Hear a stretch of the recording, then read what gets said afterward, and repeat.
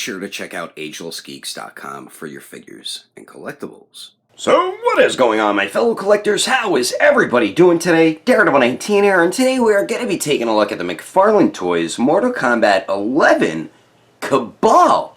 So let's get into it right away and take a quick look at the box. Alright, so as you see here, the basic style box, you saw the front already. There's the bottom with the barcode, blah, blah, blah stuff. There's the tippity top, the one side with a nice image of the figure. There's the other side, and then the back does have a pretty cool promo image of this awesome looking character. But anyway, that is the packaging. Let's get this figure able to take a closer look at one of Mortal Kombat's coolest character designs, KABAL. Already taking a closer detailed look at KABAL here, and man, oh man, McFarlane did an absolute beautiful job with the painting and the sculpting on this figure. This thing looks amazing for a $22, $25 figure. Great craftsmanship on the detail. Really love the way this turned out. The mask here looks sick. I almost called it a bio mask. Kind of looks like it, actually. Love the way the eyes look. The mouthpiece looks pretty cool. Hair looks dope, too. God darn it. I guess I got some buttery butterfingers. But the hair has some really nice sculpting to it. Definitely dig the way that looks. Head sculpt's probably my favorite part when it comes to the detail. Torso looks pretty cool. We have the tubing going on here. I love this piece around here. This you can move around that piece, which is pretty cool. But love the shoulder pieces. Love like the tearing to that clothing around the shoulders and the back there. The straps or the harness looks really nice. And the tiny sculpt detail on the straps makes it look like it's like actual leather straps. So really do like the way that turns out. I'm guessing under it is armor. And then I love the cool sculpted texture to the shirt underneath. That looks really nice. And then the front over here looks really cool too. And then the arms here, I like all these bands around the biceps. That looks pretty cool. And then we do have that cool like sculpted texture to his skin. I believe he got burned or something like that. Don't know too much about his character. And these things on the top of the hands and the knees will stab you, so be careful of those. The gloves look pretty cool too. Around the waist here, that looks really nice. Love the sculpted wrinkles and everything. This lower portion of whatever the hell this is looks really cool too. I don't see too much shading. I don't think there is really any shading on the figure, which definitely would have been appreciated, or a wash or something, but this is a very soft rubbery type plastic, so it does get out of the way of the articulation. I like how it's all torn and everything. And then the pants have that same cool sculpted texture to it as that shirt. And all the sculpted wrinkles look fantastic. Then we get the armor on the knees, which he can also use as weapons. And then the boots look beautiful. Another one of my favorite parts to the figure, just the sculpted wrinkles on them look absolutely fantastic. And then the sculpted texture to the boots kind of make it look like it's like leatherish, you know. And then we get these points on the sides, so be careful of those. And then the boot or the feet look really nice too. We get some straps on the top of the foot, and then the bottom a little bit of sculpted treads and peg holes going on there. So overall, man, I think McFarlane straight up killed it with the painting and the sculpting on KABAL, and man, oh man, for a $25 figure, this thing turned out great. But anyway, let's continue on. Moving on to the accessories, KABAL really isn't included with much, which pretty disappointing, man. I'm glad we get his weapons, and then we do get the basic base here that we get with all the MK11 figures, but I wouldn't mind if they replace these bases with alternate hands. It's like, come on, man, just give us some alternate hands, man. Liu Kang was included with them, and he got the nunchucks, so I don't understand why he can't include like a pair of fists or open hands along with the hands that are already on the figure, which are a pair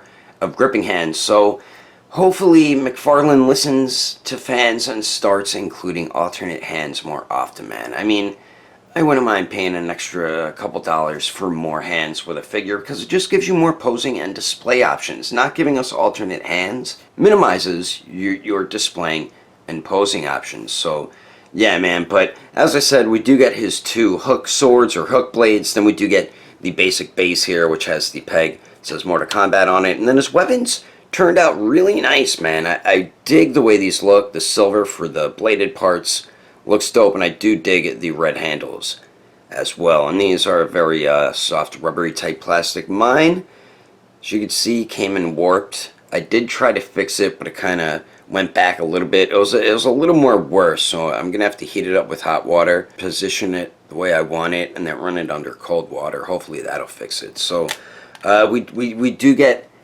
all that stuff. So that is all the accessories included with Kabal. Let's keep moving on with the rest of the review, shall we? Now for the height of Kabal to the very top of his head. He stands a little bit over 7 inches and 1/4 of an inch tall.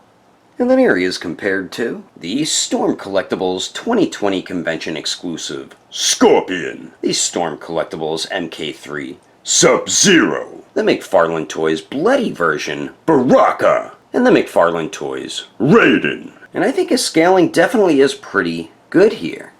And then here he is compared to the McFarlane Toys Katana, the McFarlane Toys Noob Saibot, the Storm Collectibles Raiden, and the Storm Collectibles Goro. And then here he is compared to the Storm Collectibles Sector, the Marvel Legends Retro Series Deadpool, the Mafex Justice League Batman, and the Figma Black Swordsman Guts. And then here he is compared to the ESH Figuarts Awakened Warrior Super Saiyan Goku and the Mezco 112 Deadpool. Anyway, there's some quick comparisons. Let's keep moving on with the rest of the review.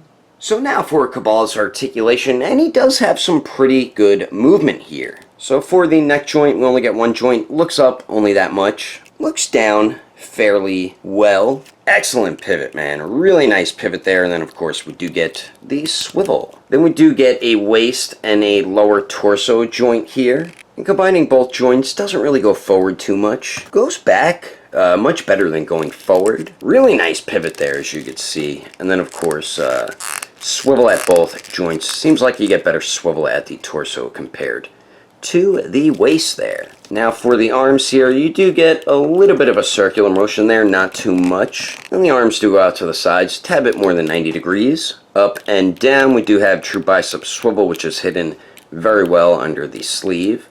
Double jointed elbows that bend in all the way, so that is great. Then we do get a ball hinge on the wrist, so it does swivel and hinges back and forth. And you do have the ratchet joints here, but you don't really hear them click. You do feel it though. Now for the legs here, Kabal can kick forward almost 90 degrees, goes to the back about 45 degrees, and then Kabal can definitely Jean-Claude Van Damme it, so pretty good leg movement with Kabal. Then there's really no hip swivel, kind of non-existent. Double jointed knees, back all the way, that is awesome. And then, since there's no hip swivel, they did make up for it for having lower thigh swivel at the upper part of the knee joint there, so definitely appreciate when they do stuff like that.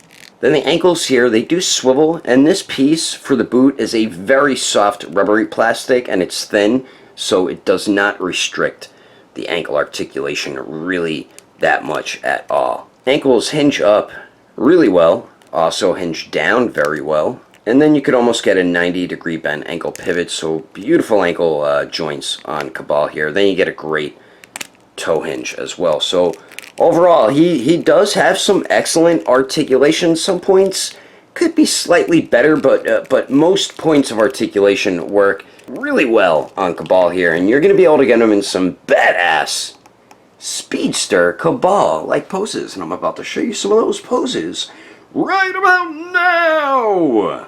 But anyway, that is my review of the McFarlane Toys Mortal Kombat 11 Kabal. Hope you enjoyed it. If I had to rate this figure between a 1 through 10, I'd definitely have to give it an even 8. If you would like to know the price and where to buy this figure, I did get mine off eBay, but you can check with my buddy from Agelessgeeks.com. And when you check out, don't forget to use codename Daredevil and you will get yourself a bit of a discount if you can't find something on their website. I do highly recommend going through their Instagram or their Facebook page. I will put more information in the description below. But anyway, that is my review, and I will catch you on the next video on Daredevil 19. I will see all of you later!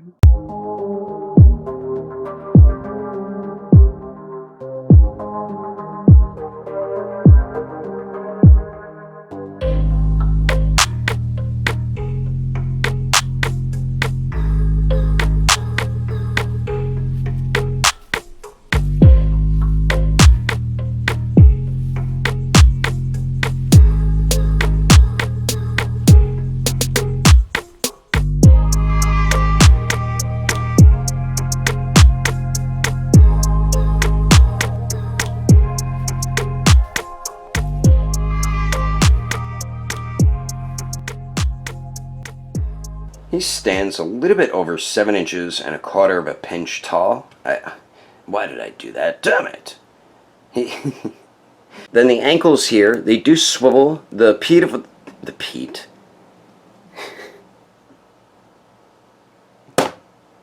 Damn you, Kabal!